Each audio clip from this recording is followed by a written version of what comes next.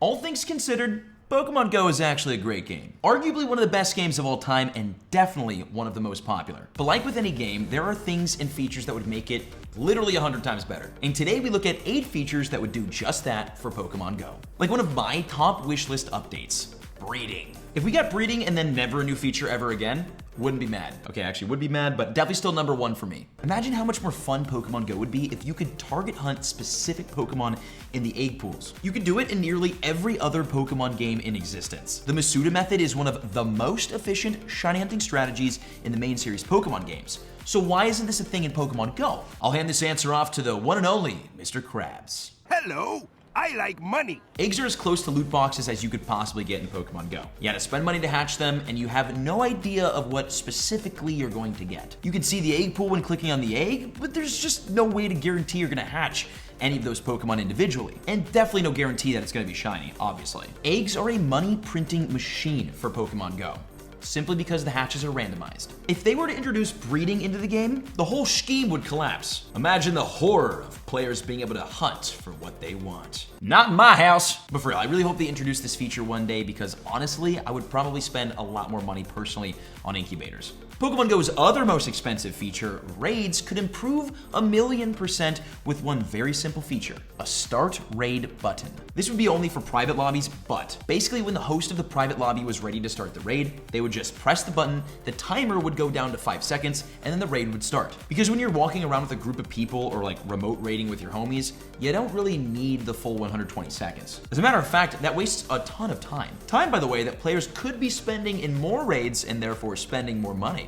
Wink, wink, Niantic. And an even better feature that would work for both public and private lobbies would be a feature implemented across 1,000,000 games already, a ready up button. Raid lobby filled up to 20 people in 10 seconds? Well, once everyone readies up, the timer goes down to 5 seconds and the raid begins.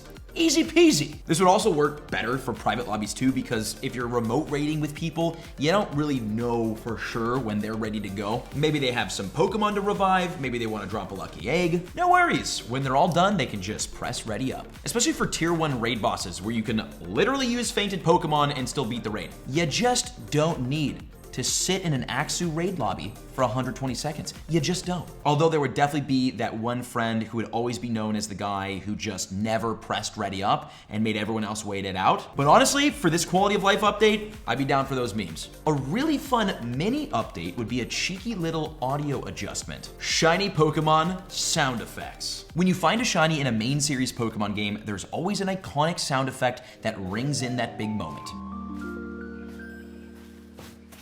But in Pokemon Go, there isn't. Now, obviously, a majority of the players, including myself, play this game with the sound off. But Pokemon Go has had plenty of updates and even Easter eggs that are 100% audio focused. So why not add a little shiny sparkle sound effect? Right now in Pokemon Go, shiny hunting is what the game is literally all about. It is the most exciting feature and part of the game. And adding an audio component to it would only make it more exciting. It would be subtle and not really game-changing, but those are some of the best updates. An update that would actually be game-changing would be fixing the Pokecoin problem. And I'm not talking about bad value boxes, I'm talking about gyms. Right now in Pokemon Go, you can only earn a max of 50 Pokecoins per day, which is like nothing. To make it even worse, the only way you can get your 50 Pokecoins is if the Pokemon you have in gyms gets knocked out of the gym. And for people in like rural areas, it just doesn't happen often. And there's one super easy fix for this that would highly incentivize more gym battling activity: a claim Pokecoins button. Imagine just being able to claim your Pokecoins throughout the day as you accumulate them up to 50 per day. Just like how in Clash of Clans, you can just claim your free gems from your gem mine whenever they generate. Keep the max 50 Pokecoins per day, whatever, but at least allow players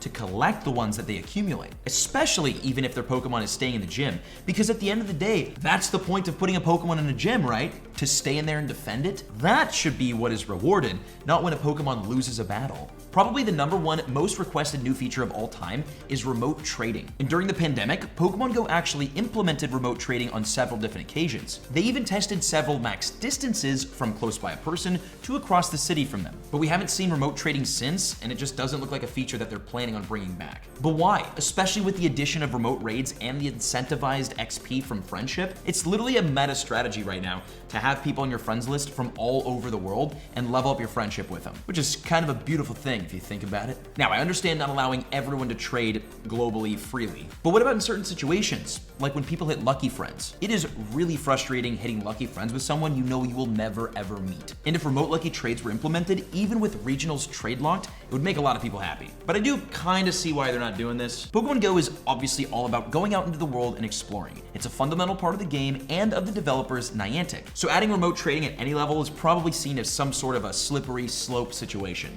A lot of S's, and I'm sure one that they want to avoid, mainly to stay true to their fundamentals, which again, kind of understand, kind of get it, sort of makes sense, sort of be nice to have this feature. Another epic feature would be the ability to select what you're trying to click on. And to understand what I'm talking about, all you have to do is watch this quick clip from JT Gilly's video. Oh my god, I got Articuno. Oh, I can't click on it. No. Grab it. Oh my god. Oh my god, I clicked on the Pikachu. Dude, please. Don't do this to me. It won't let me click it. Bro. I'm looking at it. It won't let me click it. Dude, it won't let me click it. It wouldn't let me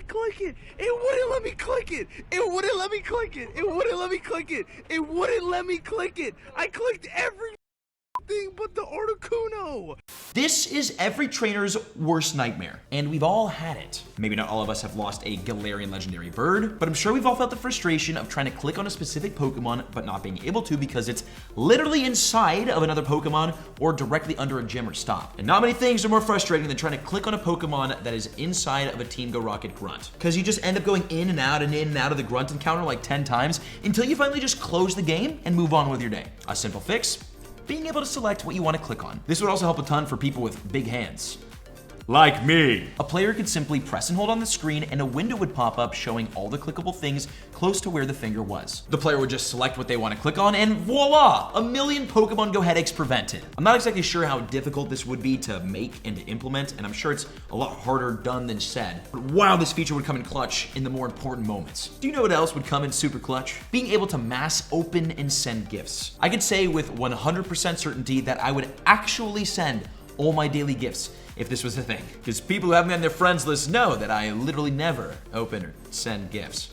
I'm really bad at it, sorry. It's probably because I'm lazy, but also it just takes forever, especially to send gifts out. Especially if you're sending the max. It takes like minutes. Okay, now that I'm saying that, maybe it is because I'm lazy, but still, I will say there is a way to open gifts faster in Pokemon Go, and it is literally the only way to open gifts in Pokemon Go. You open the gift and then just tap where the X button would be, and it completely skips the gift opening animation. Now, this is more of a glitch than an actual feature, but if they added an actual feature, I would use it all the time, and I would have much happier friends. Are there any features that you think would make Pokemon Go 100 times better? Let me know down in the comments below, and it might make it into a future video. Speaking of future videos, check out the other ones on screen. Make sure to subscribe, and I'll see you all in the next episode. Take care.